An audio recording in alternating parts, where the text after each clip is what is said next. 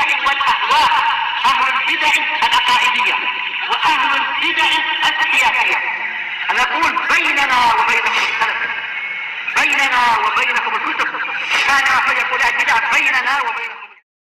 Bismillahirrahmanirrahim. Qala al-Imam an-Nawawi rahimahullahu taala. Ini belum selesai hadis Abi Hurairah pembahasannya. Yang kedua adalah wa iyadatul marid, yaitu apa? Menjenguk orang sakit. Sudah kita lewati di dalam hadis siapa itu? Abu Musa al-Asy'ari radhiyallahu anhu, yang Rasulullah SAW bersabda, apa itu? Masalul mu'minina fi tawadihim wa tarahumihim wa ta'atufihim masalul jasad idza staka minhu udwun tada'alahu sa'iru jasadi bis sahari wal humma. Permisalan orang-orang mukmin dalam masalah saling menyayangi, saling mencintai, dan saling menolong adalah seperti satu badan. Kalau ada satu anggota badan sakit, maka yang lain akan saling memanggil untuk apa? Yaitu dia tidak mampu untuk tidur, dan juga dia itu apa? Semuanya badan menjadi ikut panas. Maka seperti itu kalau orang-orang yang beriman, ada saudara yang sakit, maka kita ikut sedih.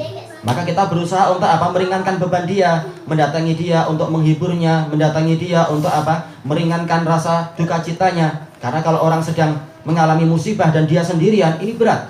Tapi ketika dia kena musibah dan banyak orang datang ikut menghibur, ikut merasakan kesedihan, ikut menampilkan yaitu keprihatinan, maka ini adalah menjadi ringan. Dia akan merasa tidak sendirian. Banyak orang yang ikut sedih bersama kesedihan dia. Dan juga apa? Keutamaannya besar. Sebagaimana dalam hadis Ali radhiyallahu anhu itu nanti akan kita dapatkan. Yang Rasulullah SAW bersabda, innal mu'mina idza ada akhahul mu'min madama fi khurfatil jannah hatta yarji. Seorang mukmin yang menjenguk mukmin yang lain yang sedang sakit, maka dia akan terus-menerus berada di dalam khurfatul jannah, yaitu buah-buah surga yang sudah masak, tinggal dipetik saja sampai dia kembali. Sahabat mengatakan, ya Rasulullah, wa ma khurfatul jannah? Wahai Rasulullah, apa itu buah-buah surga yang khurfah, istilahnya kharif, yaitu janaha, yaitu yang siap dipetik, sudah masak. Bukan kita tunggu-tunggu lagi karena dia masih terlalu muda dan masam, atau dia masih bunga, bukan. Sudah siap dipetik, kapan ingin dinikmati sudah siap. Ini adalah apa? Balasan untuk orang yang mau menjenguk orang sakit, ingin meringankan beban dia dan seterusnya. Baik. Dan tentunya menjenguk orang sakit dengan segala konsekuensinya, bukan menjenguk untuk apa? Syamatah. Syamatah yaitu apa? Kita gembira ketika dia sakit. Nah, rasain. Bukan seperti itu. Tapi datang untuk apa? Ikut merasakan kesedihan dia dan menghibur. Atau datang cuma untuk nyalah-nyalahkan. Sudah saya bilang jangan begini, tapi kamu degil. Ini buat orang jadi tambah sakit. Boleh jadi dia sudah mau sembuh jadi sakit lagi. Baik, dihibur dengan kalimat-kalimat yang baik. Dikatakan ya ini sudah takdir Allah dan ini jadi pelajaran buat kita semua. Walaupun kita ingin menasehati tapi pakai gaya bahasa yang baik. Orangnya sedang sakit, hatinya sedang apa? Sedang melemah. Sebagaimana dijelaskan oleh para ulama, orang yang badannya sedang apa? Sedang melemah karena ditimpa musibah bertubi-tubi, maka hatinya pun akan melemah. Maka perlu dikuatkan hatinya itu. Baik. Dan saking pentingnya masalah ini, maka dibahas panjang lebar oleh para ulama, seperti yang disebutkan oleh Ibnu Qudamah di dalam Mukhtasar Minhajil Qasidin. Walaupun aslinya kitab ini adalah punya Ibnul Jauzi, tetapi apa? Sudah banyak penambahan, pengurangan dan perbaikan sehingga jauh lebih baik daripada kitab Ibnul Jauzi Minhajul Qasidin itu sendiri. Baik.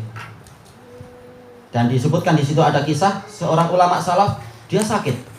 Dan dia heran, selama ini banyak orang yang menjadi teman dia. Ketika dia sakit, kenapa satu pun tidak ada yang datang? Dia merasa ini enggak betul. Maka dia mengirimkan pembantunya untuk mencari berita apa yang terjadi. Tanpa tanya dengan terang-terangan. Nah, kemudian pembantunya datang mengatakan, wahai Tuanku, sesungguhnya mereka ingin menjenguk Anda, tapi Anda terlalu baik. Banyak orang yang Anda kasih hutang, dan kemudian apa? Banyak dari mereka yang tidak mampu bayar hutang, mereka malu untuk datang. Maka beliau katakan, umumkan ke mereka, semua yang hutang kepada saya telah lunas. Semuanya hutangnya telah terbayar, nggak perlu bayar hutang. Langsung di hari itu juga semua orang datang menjenguk dia sampai sampai tanggap rumahnya itu patah. Berlebihan juga. Orang terlalu gembira pada orang yang baik ini. Baik. Dan banyak kisah terkait dengan menjenguk orang sakit. Bahkan sekalipun orang sakitnya itu adalah dari kalangan orang kafir, karena ini adalah termasuk al-bir, yaitu kebajikan. Nggak apa-apa kita menjenguk orang sakit, tetapi dengan niat untuk mendakwai dia, menampilkan indahnya Islam, bukan untuk kita melunakkan agama kita, bukan, tapi untuk mendakwai dia kepada Islam, menampilkan akhlak yang mulia dan seterusnya, sebagaimana yang dilakukan oleh Rasulullah SAW kepada paman beliau. Ma'ruf hadis siapa itu? Al-Musayyib Ibnu Hizn, itu muttafaqun alaih. Bahwasanya apa? Beliau menjenguk pamannya bukan untuk bersenang-senang, tapi apa? Mengatakan, ya amkul la ilaha illallah kalimatan uhajju laka biha indallah.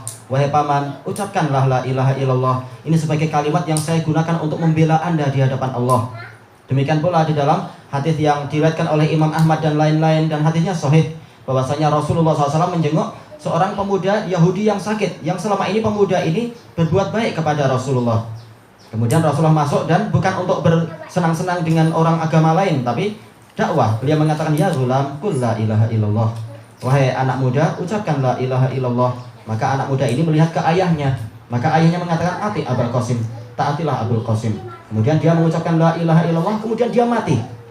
Hampir aja dia celaka kalau dia tidak sempat mengucapkan kalimat itu. Kemudian Rasulullah mengatakan, alhamdulillahilladzi najjahu minan nar. Segala puji bagi Allah yang menyelamatkan dia dari neraka. Kemudian ayahnya mengambil anak itu untuk apa? Untuk diurusi jenazahnya. Diambil langsung oleh Rasulullah, mengatakan, nahnu ahaqqu bika ahaqqu bihi minka. Saya lebih berhak kepada dia daripada engkau, walaupun engkau ayahnya sendiri. Kenapa? Kalau anak itu masuk Islam, maka hubungan wilayah antara dia dengan ayahnya putus. Dia lebih dekat kepada muslimin daripada pertalian darah itu sendiri. Maka Rasulullah yang mengurusi jenazah anak ini dan seterusnya. Dan lebih untung kalau yang ngurusi ayahnya dengan prosesi cara kafir, rugi dia. Istilahnya dia tidak mendapatkan keuntungan apa-apa. Tapi kalau yang mengurusi kaum muslimin dapat syafaat dengan apa? Dengan sholat mereka dan dengan cara sunnah dan seterusnya, untung besar dia. Baik. Dan itu pula yang dilakukan oleh para ulama salaf, yaitu menjenguk orang-orang yang sakit demi apa? Demi kebaikan. Sebagaimana yang dilakukan oleh siapa? Yang dialami oleh Busyair bin Ka'ab. Kalau nggak salah Busyair bin Ka'ab atau ana lupa namanya, yaitu dari kalangan tabi'in. Dari kalangan atba'ut tabi'in. Yang mana ana lupa namanya, Busyair bin Ka'ab atau al-muhim ada Busyairnya. Yaitu dia ketika selama ini dia belajar hadis. Kemudian apa? Ketika dia belajar hadis, dia dilarang ayahnya. Ayahnya lebih suka apa? Lebih suka cari kerja. Ayahnya kerja sebagai juru masak di pemerintahan Hajjaj bin Yusuf, di istana dia. Dia mengatakan, kalau kamu belajar hadis, kamu nanti makan apa? Maka dia sering dilarang. Nah, kemudian anak ini sakit. Ketika dia sakit itu, akhirnya qadhi wasit, qadhi yang di kerajaan Wasit sana, kalau sekarang jadi apa? Jadi kerajaan. Kalau dulu adalah sekedar apa? Gubernuran saja. Mengatakan, di mana si fulan itu? Kenapa dia nggak datang? Dikasih tahu, oh ini dia sakit. Maka langsung si qadhi ini dengan apa? Prosesi kerajaan yang besar dan juga dengan murid-muridnya datang. Maka ayahnya kagum. Kemudian ayahnya bilang ke anaknya, wahai anakku, sudah sampai sedemikian besar derajatmu sampai qadhi wasit pun datang. Sudah, setelah ini kau nggak akan aku larang belajar hadis. Nah, diberkahi kedatangan qadhinya tadi untuk menjenguk orang sakit tadi. Banyak kisah-kisah para salaf terkait dengan apa? Menjenguk orang sakit dan sebagainya itu. Di sini gubernur itu menteri besar. Kenapa dia? Menteri besar. Bayangkan ada menteri besar datang ke rumah kita, sementara ayah ibu kita adalah orang awam, dia gembira jelas didatangi menteri besar. Kalau anak dulu, kalau ada orang besar, anak minta tanda tangan. Mengumpulkan tanda tangan. Intinya adalah orang gembira dengan apa? Jadi faedahnya itu banyak. Masalah menjenguk saudara yang sakit, faedah untuk ini, faedah untuk orang yang sakit itu sendiri, faedah untuk keluarganya. Belum lagi yang datang dengan apa? Membawa makanan, membawa hadiah, membawa uang dan seterusnya. Dan kadang apa? Ada orang pura-pura sakit agar apa? Agar dapat uang banyak. Baik. Kenapa? Cerita Piramli, sekejap istrinya mati, sekejap dia mati. Oh. Udah mau dapat duit dari cari uang. Jangan dengan bohong, nggak boleh. Dia nggak boleh bohong. Tayyib ilahuna wallahu a'lam. Terus kalau ada malaikat yang mengiringi Bang, kalau kita melakukan sakit, ada di situ. Anak nggak hafal. Kalau ada aja ya istilahnya kita hafalkan dari awal lagi. Ya kalau ada itu.